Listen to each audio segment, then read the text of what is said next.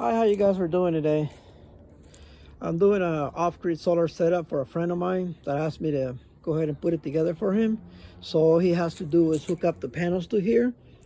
And as you guys can see, we have all the, first of all, working with batteries, it's not a good thing sometimes. You have to do all the preventative measures so you guys don't have a problem.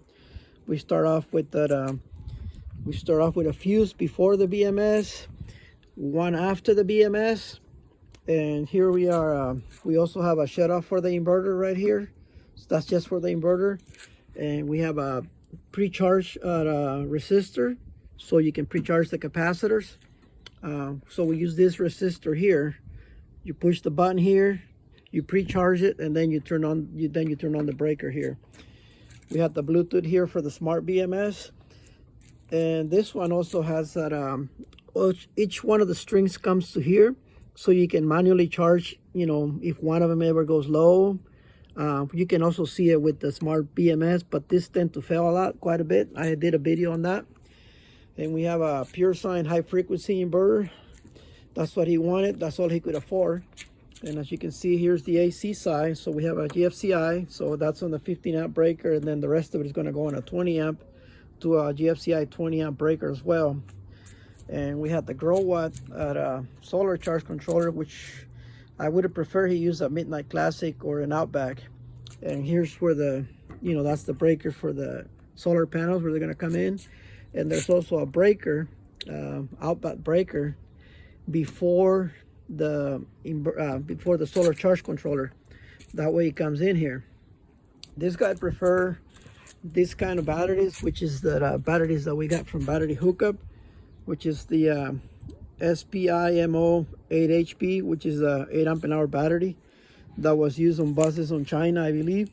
But he wanted them to be soldered instead of, because he bought the ones that were loose, so they were all soldered in there. Instead of having that, instead of having the ones that are like this with the boss bars, so he preferred the other kind. He preferred the solder instead of the bus bars, and he wanted on this box right here because this is going to go in a metal container. So he said it was fine to build it in a box. He didn't want to spend the money on a metal box. And there's the screen for the shunt, so everything will be there. I don't know if you guys can see it there. It says 56.7. Even though this battery nominal is 52.2, and it can go to 58.8, it will be probably advisable to keep it at maybe 57.6 volts, maybe not go all the way to the 58.8, just to, you get a longer, I guess, longer life out of your battery. But always try to make sure that everything, you have all the safety features, either if you're doing it, by yourself, or somebody builds it together, puts it together for you, like I'm doing on this case. But always make sure that you put everything safe. That is the main thing.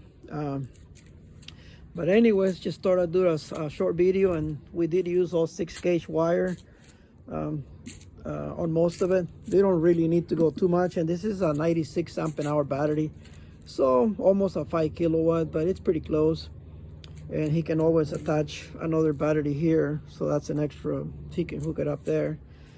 And always have to color code your positive and your negatives. As you can see, the positive here, I have a little shrinkable tubing in case you don't want to buy a lot of, wires that are red or black, different colors. You can always do shrinkable tubing at the end. That way you know which one's positive and which one's negative. But anyways, I just thought I did a short video showing you guys. And yes, this is a Reliable Electric Pure Sine. It's a used one that I got for like a few $100 or something, and then I had to fix it. I don't do electronics as much anymore. It's not even worth it, but on some cases like this, it is. But anyways, just thought I'd share with you guys what this guy wanted. So I put it all together for him, and it's ready to go. And like I said, he didn't want to use that like that. But yeah, this one here, I got it also from Battery Hookup. Got a good deal on them. But yeah, anyways, if you guys like the video, give it a thumbs up.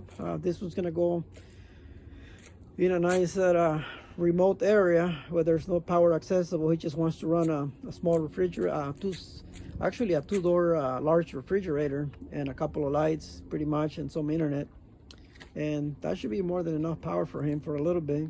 He's gonna have 6 at 300 watt that I believe they're HQ panels or something like that.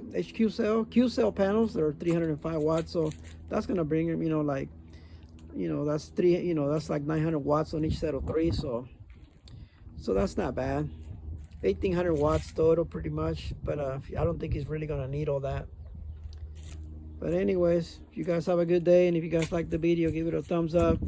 I just thought I'd give you guys a little quick video here to show you guys what some people like and what some people don't. Talk to you guys later. Bye.